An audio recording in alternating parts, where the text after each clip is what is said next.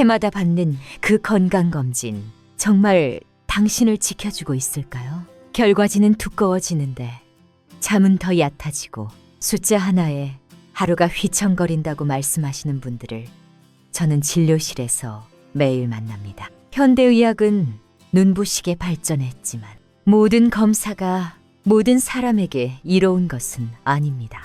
무엇보다 불안은 검사를 불러오고 과잉 검사는 다시 불안을 키웁니다. 이 순환을 끊지 못하면 건강한 사람이 서류 속 환자가 되기도 합니다. 몸은 정직합니다. 그러나 과도한 숫자와 용어는 그 정직함을 흐리게 만듭니다. 저는 내과 전문의 김윤희입니다. 오늘은 검사를 더하는 대신 삶을 가볍게 만드는 선택을 함께 정리해 보려 합니다. 이 이야기는 제 진료 현장에서의 경험과 더불어 제게 큰 배움을 주신 백준영 선생님의 지혜에서 출발합니다. 선생님은 내과에서 평생을 보낸 분으로 올해 90입니다. 검사는 칼과 같 꼭 써야 할 때만 정확한 이유로 선생님은 불필요한 검사를 과감히 덜어내고 꼭 필요한 것만 정기적으로 지키며 활기찬 노년을 살고 계십니다. 반대로 검사가 불안을 키운 사례도 적지 않습니다. 예를 들어 김영숙 씨 67입니다.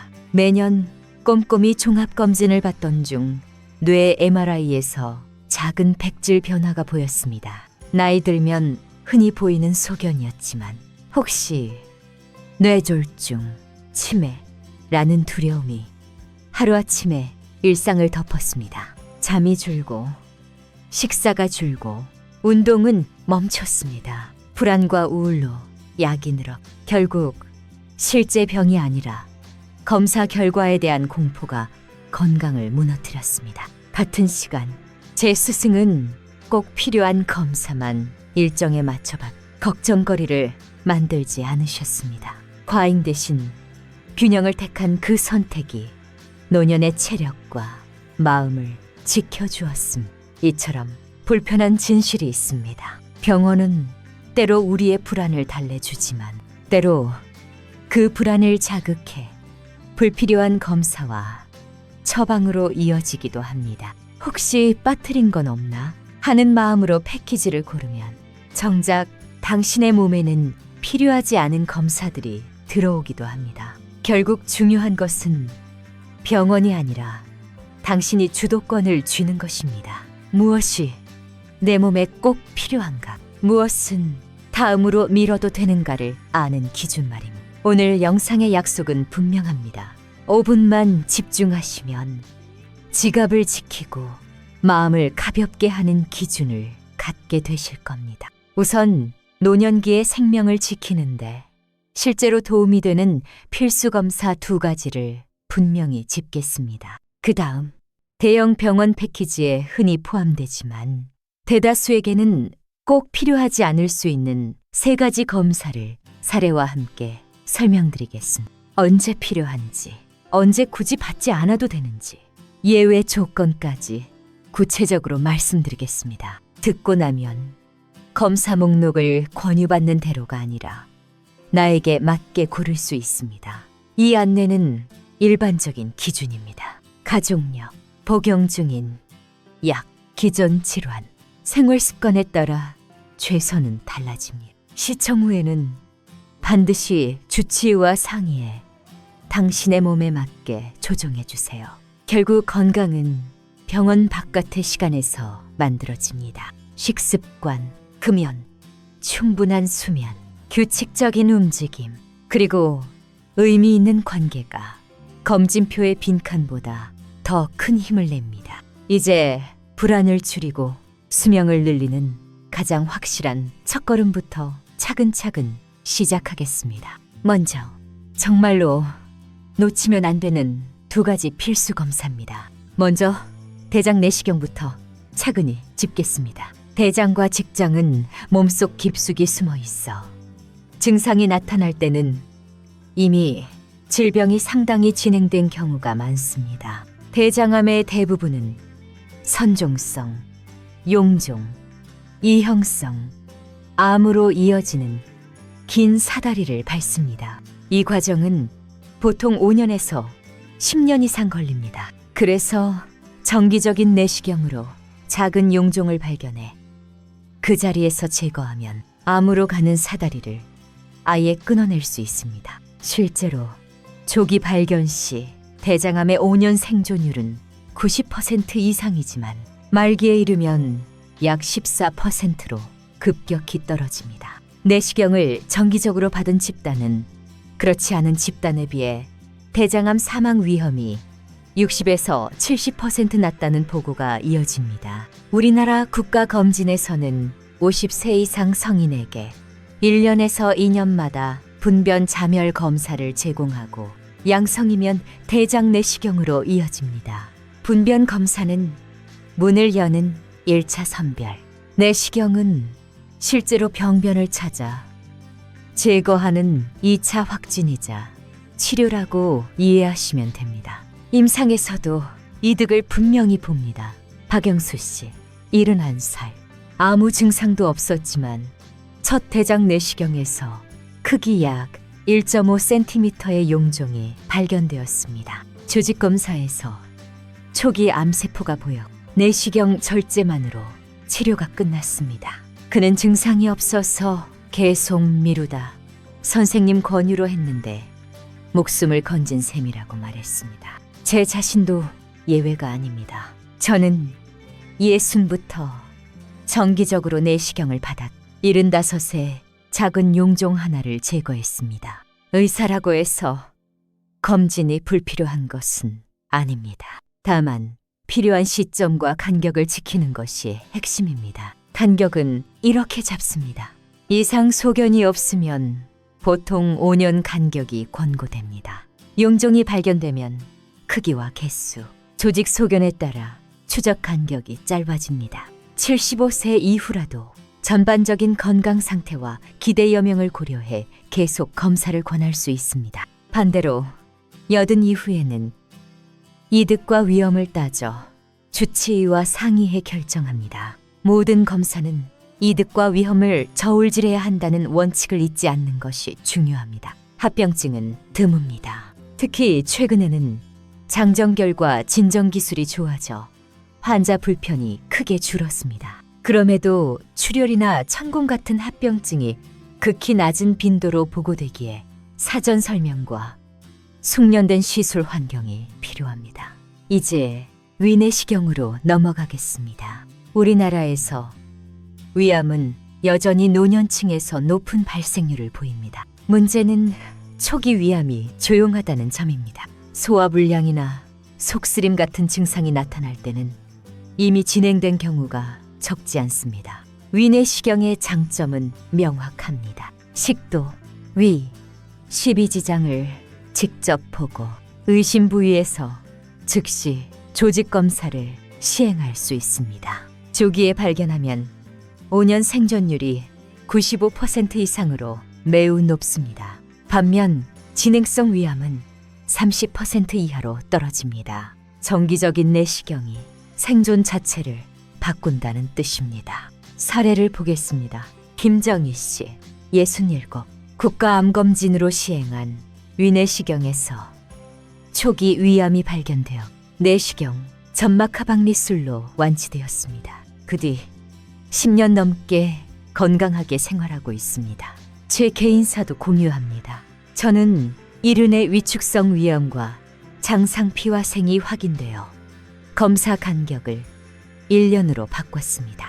한국인은 헬리코박터 파일로리 감염률이 높 위축성 위염과 장상피화생 같은 전구병변이 상대적으로 흔합니다. 이럴수록 내시경에 정확하게 보고 즉시 조직검사라는 강점이 빛을 발합니다. 과거에는 수면 없이 검사해 불편이 컸지만 지금은 다수에서 안전한 진정하에 진행해 수검 경험이 훨씬 편안해졌습니다. 실무 기준을 정리합니다. 위암 검진 권고안은 보통 40살부터 2년 간격의 위내시경 또는 위장 조영을 제시합니다. 다만 저는 가능한 한 위내시경을 권합니다. 이상 소견을 바로 조직으로 확인할 수 있고 정확도가 높기 때문입니다. 위암 가족력이 있으면 35부터 시작하고 위축성 위염이나 장상피화생 같은 전구병변이 있으면 1년 간격으로 좁힙니다. 80 이상은 건강 상태에 따라 맞춤 조정합니다. 합병증은 매우 드뭅니다. 진정 관련 중증, 합병증 보고율도 극히 낮고 숙련된 팀에서 표준 절차를 지키면 위험보다 이득이 훨씬 큽니다. 비용 측면에서도 국가 암검진 대상에 본인 부담이 낮아 조기 치료 비용 대비 탁월한 비용 효과를 보입니다. 정리하면 이렇습니다. 대장 내시경은 용종을 제거해 암의 씨앗을 미리 없애는 검사이고, 위내시경은 조용히 시작되는 병을 눈으로 확인하고 즉시 조직 검사까지 이어가는 검사입니다. 두 검사는 노년기에 생명을 지키는데 실질적 기여를 합니다. 다만 간격과 시작 나이, 중단 시점은 각자의 병력과 가족력, 동반 질환, 기대 여명에 따라 조정되어야 합니다. 오늘의 기준을 손에 쥐고 다음 진료에서 주치의와 당신의 일정표를 함께 설계해 보십시오. 이어지는 파트에서는 많은 분들이 패키지니까로 받지만 대다수에게는 필요하지 않을 수 있는 검사들을 언제 필요한지와 함께 과학적으로 정리하겠습니다. 이제 많은 분들이 패키지니까 당연히 넣어봤지만 사실은 대다수에게 꼭 필요하지 않을 수 있는 3가지 검사를 차례로 살펴보겠습니다. 핵심은 이 검사가 나에게 지금 의학적 이유로 필요한가입니다. 필요할 때는 생명을 구하지만 필요하지 않을 때는 지갑과 마음의 평온을 해칠 수 있습니다. 첫째, 심장 초음파입니다. 심장 초음파는 심장의 구조와 기능을 비침습적으로 평가해 판막 질환, 심근 기능, 저하, 심내 혈전 등을 확인하는데 매우 유용합니다. 흉통이나 호후, 곤란, 실신, 부정맥 의심, 청진에서 잡음이 들릴 때 혹은 이미 알려진 심장 질환의 추적에는 반드시 필요합니다. 문제는 증상도 없고 위험 요인도 낮은 분들이 정기 스크리닝처럼 매년 받는 경우입니다. 비용은 대개 15만에서 30만 원, 적지 않은 금액입니다. 더 큰 문제는 임상적으로 의미가 없는 경미한 이상 소견을 질병으로 오해, 불필요한 추가 검사와 상담이 꼬리를 무는 일입니다. 정용민 씨, 67의 사례가 그렇습니다. 종합검진에 포함된 심장 초음파에서 경미한 대동맥 판막 경화가 보여 이 소견 하나로 밤잠을 설치고 운동을 멈췄습니다. 추가 검사 끝에 연령에 따른 정상 범주 변화, 치료 불필요로 정리되었지만 그 사이 삶의 질은 뚝 떨어졌습니다. 저도 80에 동일 권유를 받았지만 증상이 없고 심전도가 정상이어서 하지 않았습니다. 심장학회 권고 역시 무증상 일반인에게 정기 심장 초음파 선별검사를 권하지 않습니다. 대신 혈압, 혈당, 지질 관리, 금연, 규칙 운동이 심혈관 사건을 줄이는데 훨씬 강력하고 비용 효과적입니다. 요약하면 증상이나 이상 신호가 있을 때는 즉시, 없을 때는 생활 습관과 위험 인자 관리가 먼저입니다. 둘째, 뇌 MRI와 MRA입니다. MRI는 뇌의 구조, MRA는 뇌혈관 상태를 정밀하게 보여줍니다. 급성 신경학적 증상, 예컨대 갑작스런 마비나 언어장애, 심한 새로 발생한 두통, 어지럼이 악화될 때는 지체 없이 필요한 검사입니다. 다만 무증상 노인에게 정기적으로 시행하는 것은 권장되지 않습니다. 비용이 50만에서 100만 원, 보험 적용이 제한되는 경우가 많고 좁은 장비 안에서 30분 이상 누워 있어야 하는 신체적, 정신적 부담도 큽니다. 더 중요한 것은 임상적 의미가 거의 없는 작은 병변이 흔히 발견된다는 점입니다. 백질 변화, 작은 무증상 경색, 미세한 낭종 등은 연령과 함께 흔해지는데 이를 질병 선언으로 받아들이면 불안과 과잉 치료에 문이 열립니다. 이옥선 씨, 76은 고가 패키지에 포함된 뇌 MRI에서 작은 뇌 동맥류가 우연히 발견된 뒤 머릿속 시한폭탄이라는 공포에 사로잡혔습니다. 여러 전문의와 상의해 파열 위험이 낮아 경과 관찰로 결론 났지만 운동과 여행을 끊고 우울까지 겪었습니다. 제 동료는 무증상 상태에서 찍은 MRI로 작은 수막종이 확인된 뒤 반년마다 추적 촬영과 불안을 감당해야 했습니다. 신경과학회 권고도 무증상 성인의 선별 목적으로 뇌 MRA를 권하지 않습니다. 참고로 65 이상 무증상 노인의 일부에서 무증상 경색이 보이지만 이것이 실제 뇌졸중으로 이어질 확률은 낮습니다. 뇌졸중 예방의 핵심은 영상이 아니라 혈압관리, 금연, 당뇨 치질 조절, 운동과 식단입니다. 필요할 때는 정확히, 필요 없을 때는 담대하게 미루는 것이 현명합니다. 셋째, 전신피 스캔입니다.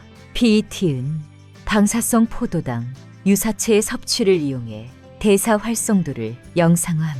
이미 진단된 암의 병기 결정, 치료 반응 평가, 원인 불명열이나 체중 감소, 다른 영상에서 애매한 소견의 해석, 일부 신경퇴행성 질환 감별에 매우 유용합니다. 그러나 무증상 일반인의 암 선별 목적으로는 권장되지 않습니다. 비용은 보통 100만에서 150만 원.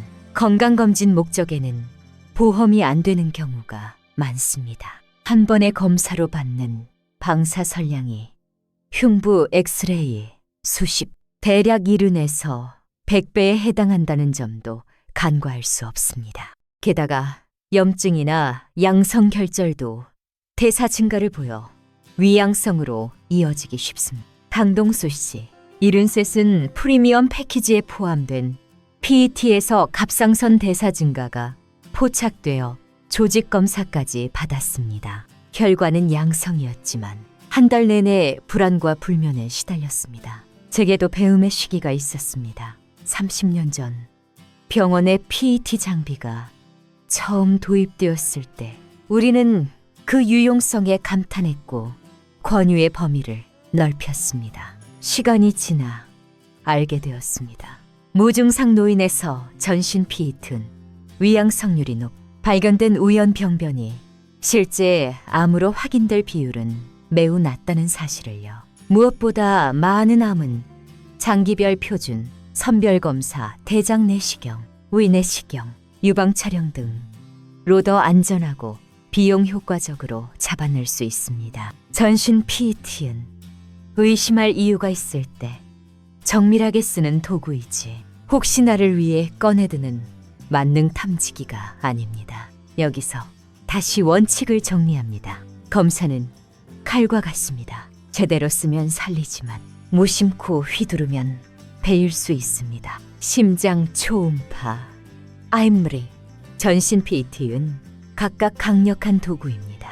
그러나 무증상이고 위험 요인이 낮은 분들에게 정기 선별로 사용할 때는 이득보다 비용 불편 불안이라는 손실이 커질 수 있습니다. 반대로 증상이나 이상 신호가 분명할 때 혹은 이미 알려진 질환의 평가와 추적에는 반드시 필요합니다. 다음 파트에서는 검사 전 6가지 질문이라는 간단한 의사결정 틀과 나이 가족력 동반 질환에 따라 간격과 시작 중단 시점을 어떻게 나에게 맞게 조정할지 체크리스트로 정리해드리겠습니다. 그렇게 하면 병원 권고 목록이 아니라 당신의 몸과 삶에 맞춘 나만의 검진 지도를 갖게 됩니다. 이제 검사 전 의사결정 프레임을 손에 쥐겠습니다. 병원 권유 목록을 그대로 따르지 않고 나에게 맞는 선택을 하기 위한 6가지 질문입니다. 종이에 적어 진료실로 가져가셔도 좋습니다. 목소리를 또렷하게 천천히 읽어보세요. 이것만으로도 과잉 검사를 절반은 줄일 수 있습니다. 첫째, 지금 분명한 증상이 있습니까? 새로 시작한 흉통, 점점 심해지는 호흡 곤란, 한쪽 팔다리 힘이 빠지거나 말이 꼬이는 증상, 원인 모를 체중 감소와 열, 이런 신호가 있으면 검사는 지체 없이 필요합니다.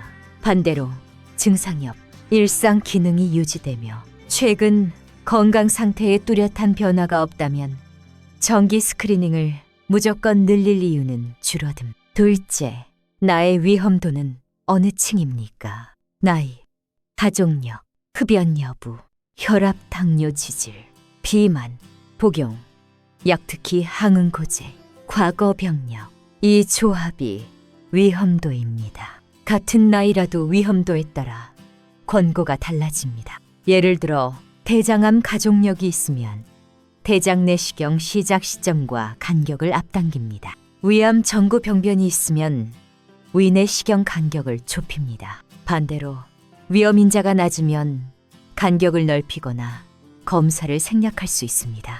셋째, 애매한 양성이 나오면 그 다음 단계는 무엇입니까? 애매하다는 말은 추가 검사, 재검사 생검으로 이어질 가능성을 뜻합니다. 그 과정은 시간과 비용, 그리고 불안을 동반합니다. 진료실에서 이렇게 물어보세요.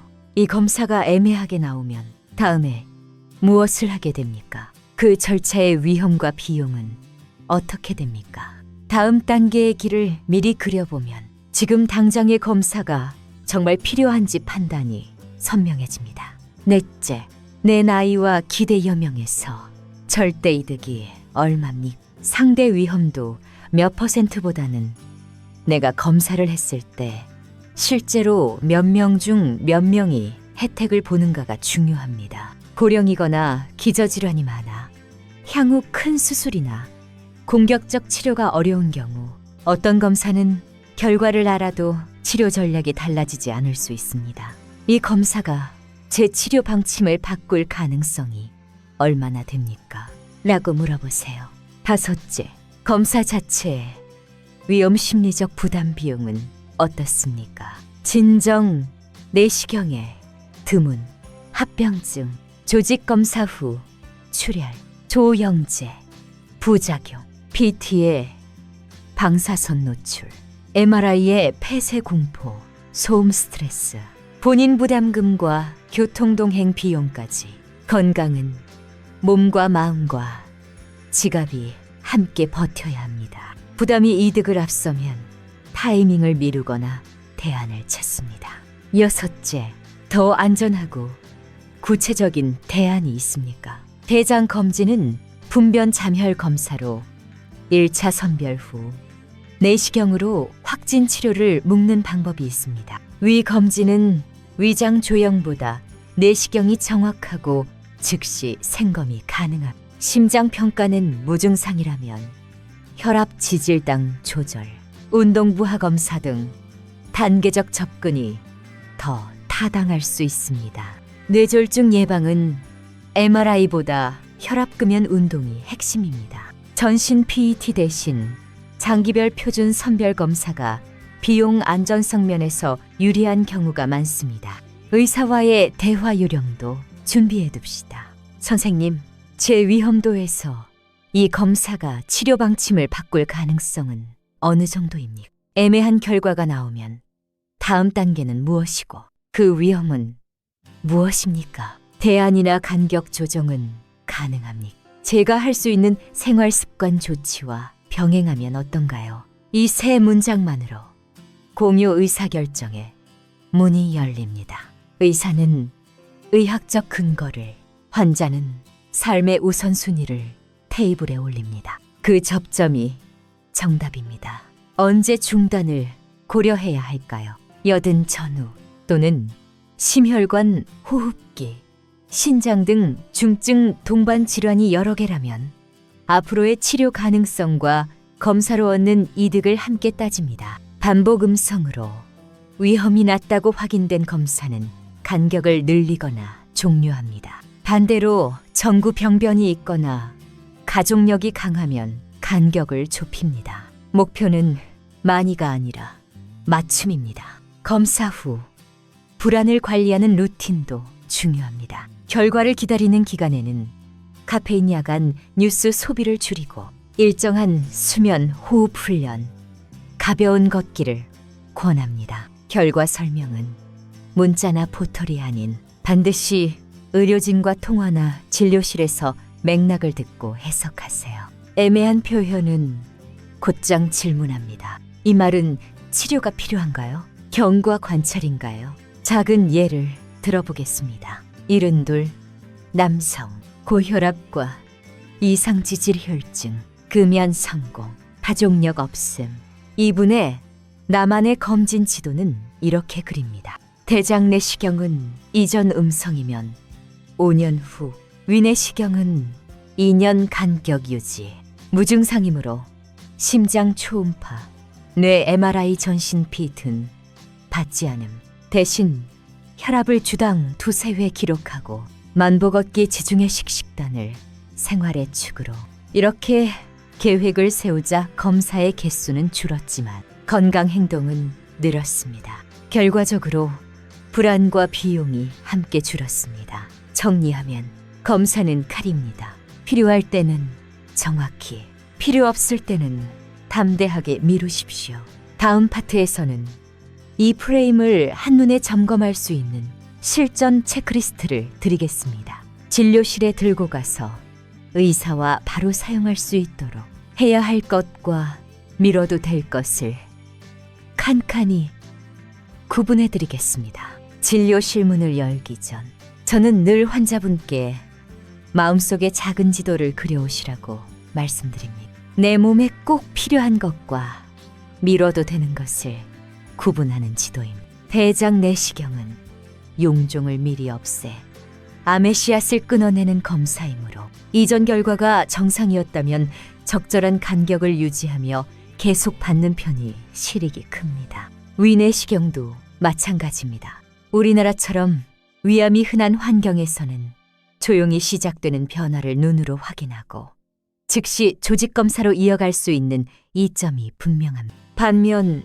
증상이 없고 위험 요인이 낮다면 심장 초음파, 에임림라, 전신 PET 같은 검사는 생활과 마음의 평온을 해치는 쪽으로 기울 수 있습니다. 필요할 때는 생명을 구하는 칼이지만 필요하지 않을 때는 칼날이 스스로를 베기도 합니다. 그래서 저는 환자분께 3마디를 준비해 오시라고 권합니다. 제 위험도에서 이 검사가 치료 방침을 바꿀 가능성이 있나요? 애매한 결과가 나오면 다음 단계는 무엇이며 그 과정의 위험과 비용은 어느 정도인가요?